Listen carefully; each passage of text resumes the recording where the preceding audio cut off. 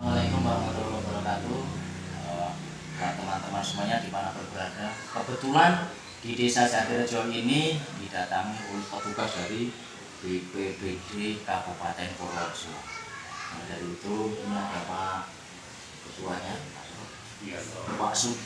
Pak Sugianto bersama Pak Made. Ya, kita akan tanya-tanya sebentar, meminta waktu berdebat ya, untuk meminta keterangan bagaimana keadaan Jatirejo ini dikaitkan dengan keadaan alam atau dipandang dari kacamata BPBD, karena hari ini kita melaksanakan pembentukan desa tangguh bencana ya, judulnya seperti itu. Komentar Bapak mengenai hal ini tentang desa Jatirejo gimana? Ada yang pertama kemudian merupakan bisa daerah rawan bencana tanah longsor atau bencana.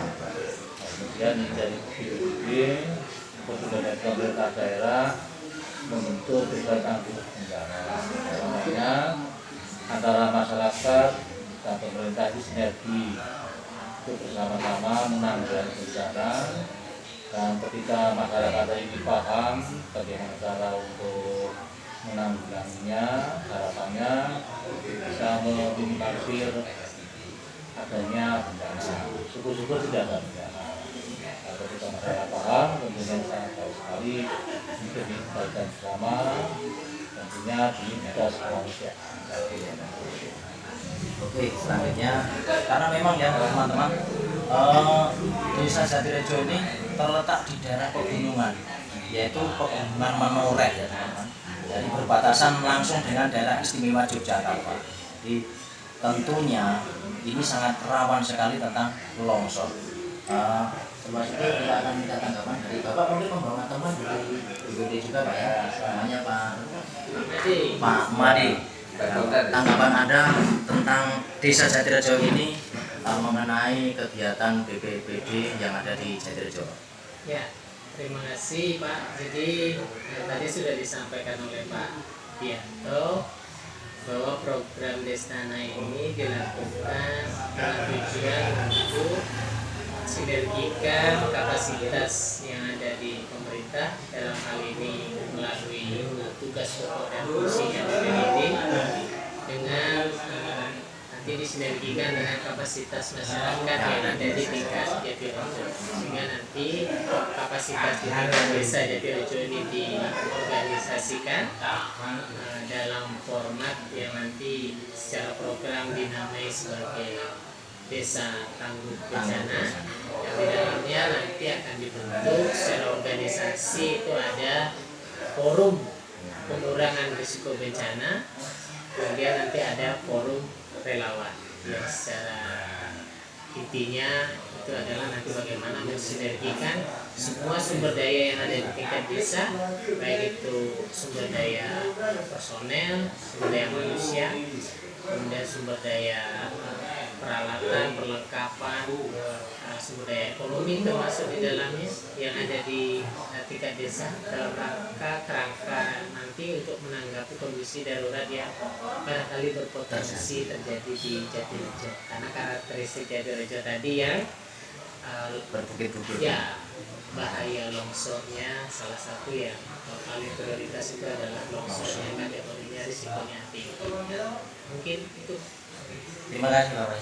Oke teman-temanku semuanya, beginilah kebudurian daripada Kabupaten Purworejo menerjunkan BPBD untuk memberi pelatihan kepada warga desa Jatirejo, dan juga mudah-mudahan selepas adanya tindakan ini atau kegiatan ini, mudah-mudahan Desa Tangguh Bencana yang digagas oleh BPBD untuk Desa Jatirejo bisa terrealisir, bisa terbentuk, sehingga manakala ada bencana tentunya bisa sedikit membantu daripada tempat tersebut yang terkena musibah. Begitu teman-teman, terima kasih atas perhatiannya. Mohon maaf atas segala kekurangan, dan jangan lupa subscribe, like, dan komen hari ini. Terima kasih Pak.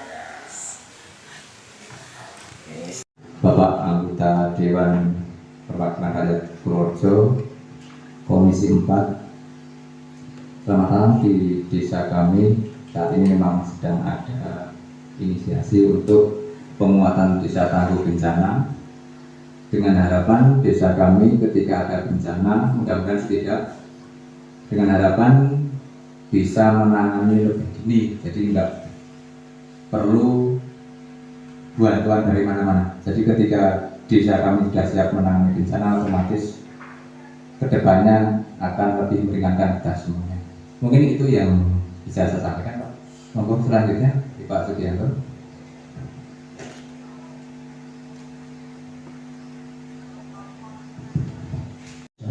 Yang saya hormati Bapak-Bapak anggota DPRD Kabupaten Purworejo yang sudah berkenan hadir di Desa Jatirejo, Kecamatan Kaligeseng. Perlu kami sampaikan Bapak-Bapak. Susah nafas, entah tipis-tipis itu. Makanya di sini caranya. Ini mendengarkan, ya.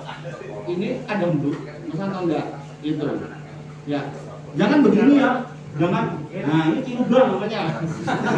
Kalau ini sudah tidak ada artinya, salah semua. Jadi, stop. Ini. Dan mohon maaf, posisinya biasakan kita pundak itu ada pas pusar. Kalau di sini nanti kesulitan, yang didengarkan nanti dadanya, bukan sekitar hidung. Jadi ini seperti ini. Nah ini dada seperti ini, dan kita posisinya harus jengkeng. Jangan seperti ini. Kalau ini tidak stabil, ini lebih cocok di kamar mandi saja. Karena ini bisa jatuh, ya. Nah, ini top. Jangan lupa kita sambil merespon korban. Merespon dengan suara, dengan sentuhan, dengan sedikit nyeri. Artinya cubit saja bagian yang tidak berbahaya. Nadi, cubit sedikit, kita dengarkan. Pak. Nah. Korbannya kok diam? Apakah sudah bisa dikatakan mati? Belum. Nah. Kali usahakan ini jangan diangkat karena ini pala tulang kan, jadi setelah dibidik baru bisa diangkat atau digerakkan. Sebelum dibidik tidak boleh digerakkan. Nah, untuk itu kita harus memakai alat bantu yang tipis untuk memasukkan talinya ya. Ini. Ya, ini tolong masih pakai dengan pakai ini mas. Kurang seluruh. Ini dimasukin. Nah, bisa melalui pergelangan tunggai sini, bisa di bagian kambul sini pasti ada rondanya. Sini ada rondanya. Jadi cara memasukkan jangan diangkat. Nah, sudah dimasukkan. Orang yang golek bahas tekuk. Ya. Memasukkan ini. Ya. Aduh. Ini ada lekuknya aja. Ya, ini ada likunya. Oke. Tarik sampai sini. Ya. Oke. Bisa umat nyampe mana? Ya.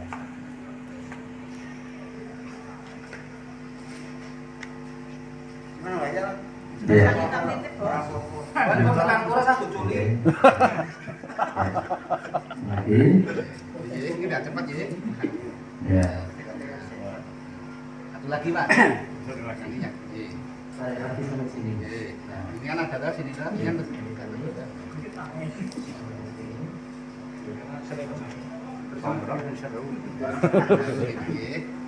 Jungkit. kalau ada penggaris lebih enak lagi. Ini ada penggaris kadang-kadang carang. Bahas. Terus ini cara pasang jahit seperti ini. Nah, kemudian dikasih pelindung terlebih dahulu. Ya, kemudian ini dimasukkan seperti ini. Ya. Ada lubangnya toh Pak. Kancane iki payah lho Yati. Ora tempo-tempo. Orang ini.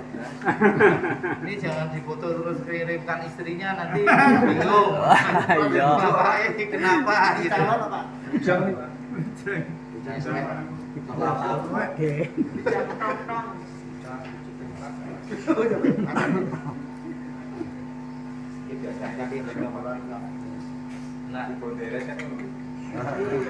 Kebanyakan malah kita seringnya malah kalau ini kalau sudah dipilih seperti ini bisa diangkat ya. Ini dijadikan satu, ini bisa untuk membalut. Ya ini yang kaki kanan juga sebagai bide. Wes dadak siji. Jempolnya.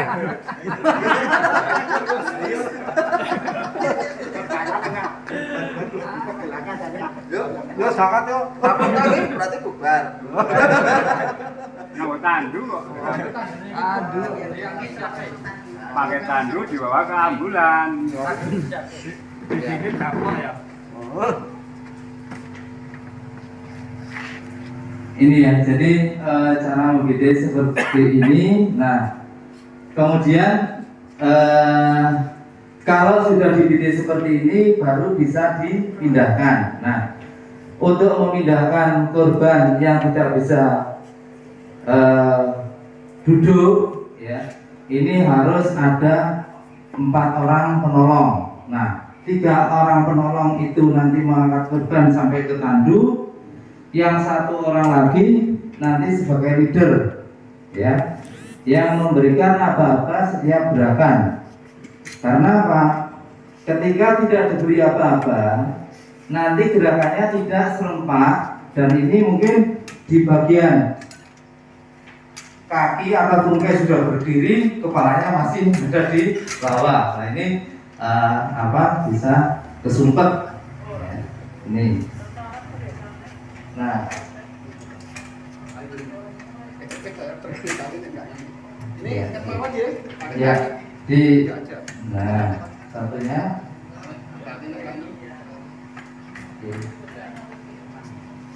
Menang wae ya. Dulu. Baik, saya minta 4 orang. Ya, 4 orang siapa monggo, sing muda-muda lah sing sibuk ya. Sing ngomong aja. Dulu, nanti dulu. Oke. Dulu ya. Tunggu dulu. 3 orang sebelah sana, Pak. Menjalan sana.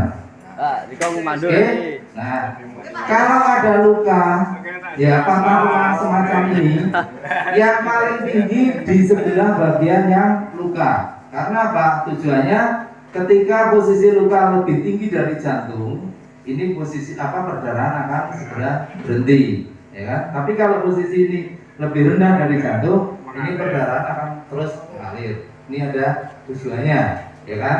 Nah, ini yang, ini sudah pas nih, paling tinggi sebelah sini, ya. Bapaknya dengan ini nanti. Oke. Nah, kemudian setiap gerakan harus diberi aba-aba. Tadi saya sudah mengatur biar gerakannya kompak dan tidak terjadi misalnya ini sudah diangkat, yang bagian kepala belum. Oke. Kemudian saat mau mengangkat korban, usahakan posisi kita sebagai penolong ini juga jangan seperti ini ketika di toilet ya. Nah, ini ketika ngangkat ini bisa geblak. Tapi usahakan posisinya seperti ini. Ini posisinya. Nah, patokannya kepala lah. Nah, posisi yang tinggi yang sini, Pak. Terbalik. Posisinya terbalik. Oh, gini. Nah, nah. Sama sebelahnya, Sekarang agak masuk sedikit, Bapak. Ini geser lagi sini sedikit. Jadi nanti ikut membantu ngangkat ya, Mas ya. Oke, nah setelah posisi siap sebelah ini angkat korban sampai ke siku. Nah, posisi masukkan penjenengan sampai ke siku. Masuk, ini diangkat masuk ke siku. Salah posisinya jenengan berubah. Nah, ini masuk sampai ke siku. Ini dirobol ke tangannya jenengan dirobol ke sampai ke siku. Ini juga sampai ke siku. Dua-duanya, Pak. Dua-duanya. Iya, dua-duanya. Oke. Ya. Bapaknya masuk lagi yang satu, Pak. Oke. Nah, jangan langsung berdiri ya. 1, 2, 3 nanti terus sampai sini. Oh ya. Ya. Ya. 1, 2, 3. Terus ya, sampai dengkul. Ya. yang seperti ini. Nah, terus tandunya mas, dengan ambil tandunya disiapkan di sini.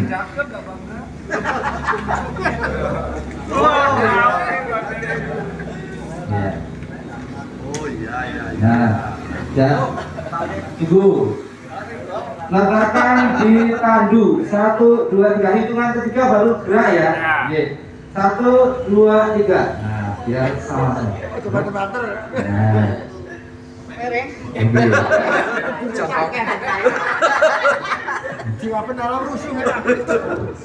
Ya. Sudah. Nah, yang tinggi masih dengan bapak ya. Ya. Posisi di sebelah sini satu, bapak sana masih ini. Ya, penjelasan sana. Posisi menghadap ke sana karena ada luka di tungkai. Ini yang posisi depan sini ya. Ya. Oke. Berlutut 1, 2, 3. Ya. Ya, mau aluran harus sama ya seperti ini. Ya. Kalau ini sama semua. Ya. Oke. Dah. Nah, nanti ketika mau berdiri, usahakan kaki yang belakang ini yang ditarik maju, jangan yang depan mundur. Oke. Misalnya ini, saya 1, 2, 3. Jadi yang belakang maju, ini yang maju, yang kanan yang maju, ini yang kiri. Oke, berdiri 1, 2, 3. Ya. Nah, ini saat melangkah pun ini yang kaki tidak harus sama kiri semua. Jadi kaki dalam atau kaki luar. Kita sepakati yang dalam ya. Nah, melangkahnya dengan berarti yang kiri. Ini bapaknya yang kanan, melangkahnya dulu. Ini melangkahnya yang kiri, ini yang kanan. Tujuannya apa? Biar nanti bisa rata-rata air. Ya, tidak mengalami goncangan gini. Nah, tapi ini kaki kiri semua, ini nanti kan ada goncangan. Baik, maju, jalan. Oke, ya, oke. Ya, terus.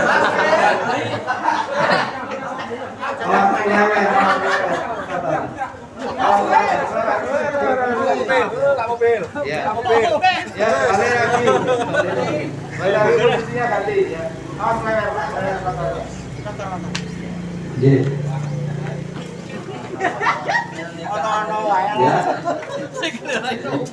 Nah, berdirinya juga harus ada banyak. Jangan berdiri dulu, posisi masih. Nah, berdiri. Nah, sekarang nunggu apa ya? Berlutut 1, 2, 3. Nah, baru seperti ini. Jadi kalau tidak ada apa-apanya kan ini sudah diturunkan, sini belum. Atau bahkan ini sudah diturunkan, sini masih belum. Nah, ini pentingnya diberi apa-apa seperti itu. Nah, setelah ini baru ambil posisi seperti tadi. Ambil posisi seperti tadi, 3 orang di sana, terus diangkat dulu sampai ke siku, baru tandunya diambil. Nih. Nih, seperti ini. Ya. Oke. Ya. Oke. Ya, 3 orang begini. Seperti tadi, ya berlutut. Kakinya salah seperti tadi, Pak, terbalik kakinya posisinya. Ya. Atas, ya. Ini terbalik. Nah, Pak. Terbalik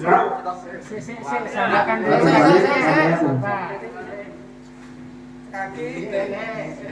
Ya, patokannya kepala ya, patokan kepala. Oke. Angkat sampai ke siku, sampai ke lutut.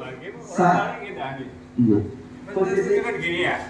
Gini, posisinya memang benernya gini, Pak. Jadi enggak dari sini tapi dari sini. Jadi lebih kuat, kuda-kudanya lebih kuat. Oke. Ya, yang ini masuk Pak, tangannya Pak. Tangannya jangan masuk ke sini. Sampai siku. Ya, masuk ke sampai siku. Oke. Angkat ke lutut 1, 2, 3. Nah, baru ini bisa diambil. Nah. Turunkan lagi ke sikap. Ya. 1, 2, 3.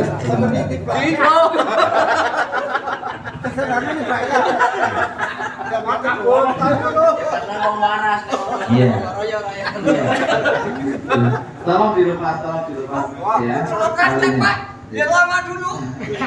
Ya, ini Ketua dari Pak Sambudi, terdiri anggota saya sendiri Haryono, yang kedua Bu Sutina, yang ketiga adalah Tukiat, yang keempat Pak Widi, yang kelima Pak Paryogi, yang keenam Pak Mujigito, yang ketujuh yaitu Pak Sukamal. Ya. Di sini kita akan terangkan dari kelompok 1, 2 tadi sudah diterangkan bahwa jika terjadi bencana macam longsor dan lain-lain yang sudah disebutkan tadi, di sini kita memberikan sedikit ulasan tentang peralatan yang tersedia untuk menangani bencana tersebut. Yang pertama adalah alat komunikasi. Ya, di kelompok Kadu 1 sudah ada HP, semua orang pasti mempunyai, dan ini sebagai alat komunikasi manakala ada satu bencana di satu titik bencana. Selanjutnya ada BRIN juga ya, ada yang terhubung dengan orari ataupun rapi di sana. Dan selanjutnya juga ada Alkon. Alkon ini terdiri dari dua unit alat ya, yang mudah-mudahan posisi bagus ya Pak Tukiat ya, bagus. Nah, bagus sih. Yang selanjutnya adalah gergaji mesin. Itu banyak ya, karena di sini banyak tukang-tukang kayu, tukang terbang, kayak Pak Jamingan juga tukang terbang. Dan selanjutnya juga ada ambulan desa, terpaksa saya tulis walaupun belum ada, tetapi ini bisa diganti dengan mobil warga ataupun motor-motor punya warga. Ini sangat bagus, sangat digunakan manakala ada bencana, pasti mereka akan sukarela memberikan kendaraannya buat evakuasi. Dan selanjutnya juga ada alat transportasi dan lain-lain ya, motor, becak dan lain-lain ya, pinuntel misalkan. Dan selanjutnya juga kita sudah tulis tadi adanya tandur, tapi sementara ini belum ada tandur. Mungkin itu nggawi secara dadaan juga bisa manakala ada timbul suatu bencana. Dan selanjutnya juga tenda. Nah, ini tenda ini perlu kita cerita, tapi harus ada ya, manakala ada bencana tersebut yang perlu evakuasi dengan menggunakan tenda ya, perlu diadakan. Dan selanjutnya adalah genset manakala ada bencana yang mengakibatkan listrik padam dan lain-lain, ini perlu adanya genset. Kebetulan di Desa Jatirejo masih tercatat satu perangkat. Mungkin dengan menyewa atau yang lain, dengan cara kita berkoordinasi akan teratasi ini ya. Dan selanjutnya juga tentang personil. Personil di sini ada Karang Taruna kurang lebih 30 orang yang aktif, dan selanjutnya ada Arjawet anak Jatirejo Wetan ya, kurang lebih seperti itu, ada sekitar 20 orang yang aktif. Dan selanjutnya juga ada kelompok kerja bakti sosial, kurang lebih ada 20 orang. Dan juga ada masyarakat atau warga yang semuanya akan ikut berpartisipasi manakala ada bencana tersebut di dalam kelompok satu tadi. Selanjutnya infrastruktur tempat untuk evakuasi, contoh ada bangunan SD. Kebetulan di Kadus 3 ada bangunan SD yang nganggur ya, tidak digunakan. Di situ ada lapangannya juga, jadi manakala ada bencana, entah itu gempa, entah itu tanah longsor atau apapun, bisa dipergunakan. Dan selanjutnya rumah ibadah tentunya juga bisa digunakan untuk evakuasi. Dan selanjutnya juga adalah rumah warga yang kesemuanya ini bisa digunakan. Dan selanjutnya lapangan SD tadi sudah kita jelaskan. Selanjutnya kapasitas ekonomi, tentunya jikalau ada bencana yang mana membutuhkan donatur, tentunya warga akan berbondong-bondong. Paling tidak jalan ini kok tertutup, orang yang lewat situ entah sekedip rong kedip pasti akan memberikan, walaupun itu hanya tenaga ataupun itu wujud makanan ataupun wujud apapun, dia akan memberikan donaturnya. Dan selanjutnya pengusaha yang sering datang ke sana ke sini, atau pedagang kayu atau pedagang yang lain, ataupun pengusaha-pengusaha di Desa Jatirejo, dia akan memberikan sumbangsihnya. Dan selanjutnya adalah komunitas. Kebetulan di Jatirejo ini ada komunitas WhatsApp dan juga ada komunitas yang lain. Yang mempunyai adalah Pak Sambudi, punya komunitas banyak dia, komunitas janda-janda tua. Just kidding Pak Sambudi. Oke, selanjutnya juga ya. Yang perlu kita tekankan di sini adanya pelatihan ya. Kita sudah lengkap dari ujung sana sampai ujung sini. Manakala pelatihan ini kurang, tentunya akan gugup manakala ada bencana yang sifatnya mendadak. Ini adalah pelatihan. Selanjutnya adalah rekomendasi peningkatan kapasitas. Ya seperti pelatihan Pak ya, kurang lebih seperti itu. Dan selanjutnya simulasi ataupun praktek ya. Contohnya misalkan sebelum ada bencana kita harus bagaimana cara mengatasi bencana itu. Contoh saat ada bencana misalnya tanah longsor atau ono sing mate misalnya, ada yang meninggal, kita harus bagaimana untuk simulasinya. Kurang lebih demikian. Kalau ada salah kata atau apapun mohon dimaafkan. Assalamualaikum warahmatullahi wabarakatuh. Waalaikumsalam warahmatullahi wabarakatuh. Terima kasih.